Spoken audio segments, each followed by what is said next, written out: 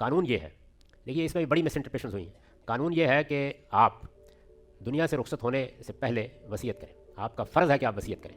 آپ یہ بتائیں کہ آپ کسی دوست کو، کسی مسجد کو، کسی ادارے کو، کسی کو بھی کچھ دینا چاہتے ہیں. آپ کے وارثوں میں آپ کا کوئی بیٹا، کوئی بیٹی، کوئی بھائی کسی ایسی صورتحال سے دوچار تو نہیں ہے کہ اس کو آگے مدد کی ضرورت ہوگی. میں مثالیں دیتا ہوں. سارے بچے اپنے گھروں میں آباد ہیں، ایک بیٹی کو طلاق ہو گئی. سارے بچے پڑھ لکھ کر اپنی جگہ پر چلے گئے ہیں، ایک بچے نے فیصلہ کیا کہ بوڑھے ماں باپ کی خدمت کرے گا.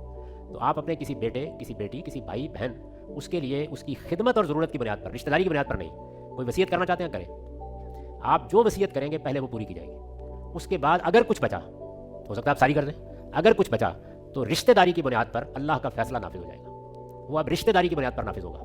اس کی بنیاد نہ کسی کی ضرورت ہے، نہ کسی کی خدمت ہے، نہ کوئی جذبات ہے. وہ رشتہ داری کی بنیاد پر تقسیم ہوگا. کیوں اللہ نے یہ معاملہ اپنے ہاتھ میں لیا ہے؟ اس لیے کہ ذرا سوچئے کہ اگر رشتہ داری کی بنیاد پر آپ کرتے تو کیا کرتے؟ اگر سب کو برابر دے دیتے تو بے انصافی ہوتی. اگر فرق کرتے تو آپ کے فرق کرتے ہی یہ حقیقت واضح ہو جاتی کہ آپ کس کو زیادہ چاہتے ہیں، کسی کو کم چاہتے ہیں. تو اللہ نے یہ فیصلہ اپنے ہاتھ میں لے لیا، اور وہ فیصلہ کس اصول پر لیا اس کو بیان کیا قرآن میں.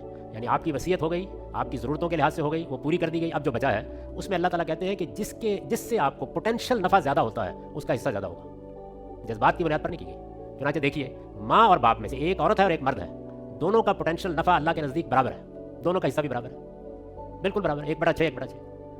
لیکن بیٹیوں کی منفعت شادی کے بعد ان کے شوہر اور سسرال کو منتقل ہو جاتی ہے، اس لیے ان کا حصہ آدھا ہے. یہ اصول. تو اس کو جذبات کی نگاہ سے دیکھنے کی بجائے انصاف کی نگاہ سے دیکھیں.